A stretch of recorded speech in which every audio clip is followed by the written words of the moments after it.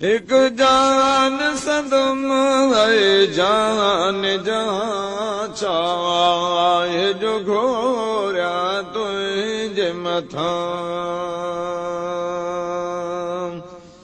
तो घोरे जान्यो सारो जहाँ तो घोरे जान्यो सारो जहाँ तो कुर्बान जे कौन मकान तब तो जो वञा वधु शान सजन तुझे कदमन तां कुर्बान सजन तुझे कदमन तां कुर्बान सजन तो सदके मुंहिंजी जान सजन तुझे कदमन तां तुझी खाक कदम सब रूह ज़मीन थिया नव फलक तुझी ज़ेरनगी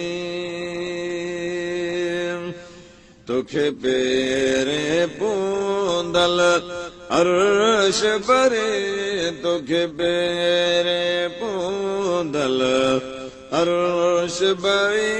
तुझी राह जो चाकर रूह अमीन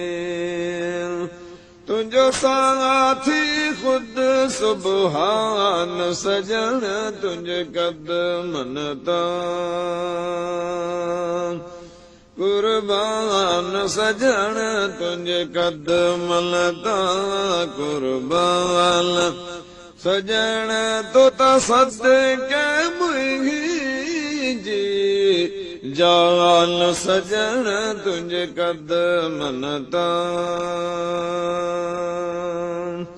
तुखे आलम जो कुल इल्म अतम तुझे इल्म में कतर जिया कुल ज़म्मा तुझे इल्म अॻियां छालो कलम तुझे इल्म अॻियां छा लो कलम तो ते आहे कुल कत में अदम तो ते बधरो कुल पिनहान सजन तुझे कदमन तां कुर्बान सजन तुझे कदमन तां कुर्बान सजन तो सदके मुंहिंजी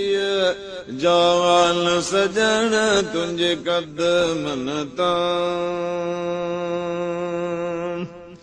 तुखे रब सदे सौगात ॾिनी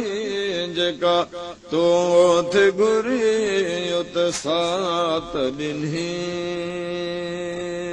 पर बि अञा उन साथ ॾिनी पर बि अञा उन ज़ात ॾिनी तोखे दातर हर का दात ॾिनी तोखे दान सजन तुझे कदम कुर्बान सजन तुझे कदमन तां कुर्बान सजन तो सदके मुंहिंजी जान सजन तुझे कदमन तां तुखे आगे जाइन आम ॾिनी सत मौला पंहिंजे माम ॾिनी कल कंहिंखे उन्हीअ जी काम ॾिनी कल कंहिंखे उन्हीअ जी काम ॾिनी सभु ख़ल्क़ ख़ुदा तुंहिंजे साम ॾिनी तुंहिंजी झोलीअ मंझि पुछ जहान सजण तुंहिंजे कदमन तां कुर्बान सजण तुंहिंजे कदमन तां कुर्बान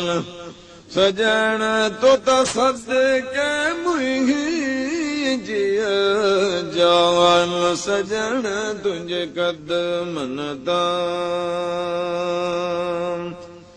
तुंहिंजी झोलीअ में पई जुमले जहां लधो हर दुजहां में अमून अमान तुंहिंजी साम जा थियड़ा भाग सवा तुंहिंजी साम जा थियड़ा भाग सवा लथो नाइब इब्राहिम चवां सरियो आलम इत्मीनान सजण तुंहिंजे कद